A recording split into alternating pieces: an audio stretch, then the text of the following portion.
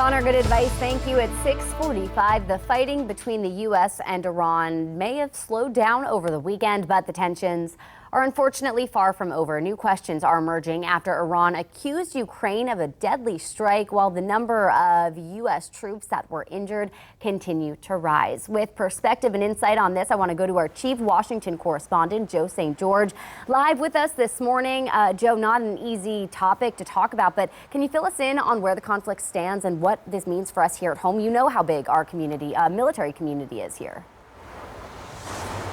Oh my gosh, especially, right? And I think one important military story that is on the minds of a lot of military families in Hampton Roads is the number of injured. The database made by the Pentagon, produced by the Pentagon, had a big update over the weekend. We've known at least 18 service members have given the ultimate sacrificing, losing their life in the conflict in recent weeks and months. But the number of injured has now surpassed 600, a major spike from where we thought the number of injuries were last week. That gives you a sense of the human cost of this conflict as more and more focus is paid on the cost of the conflict to taxpayers.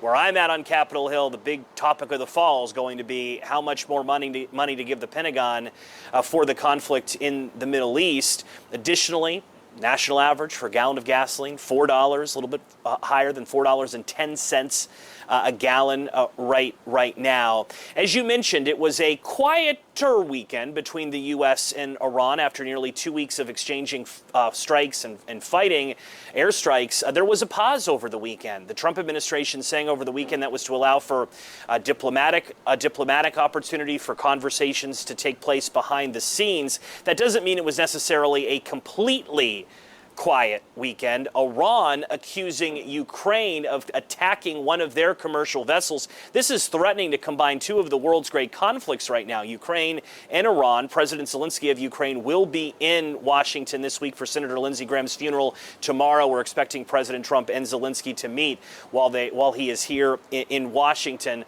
Abbas Araghchi, who is Iran's foreign minister, writing on the social media site X, and I'm quoting him now, Zelensky has attacked an Iranian commercial vessel, killing a sailor, a blatant UN charter violation, adding that it cannot go unanswered. Ukraine has long accused Iran of helping Russia fight that conflict in Eastern Europe. So a lot to watch for and follow, Aaron, on a busy Monday morning. We say it a lot, right?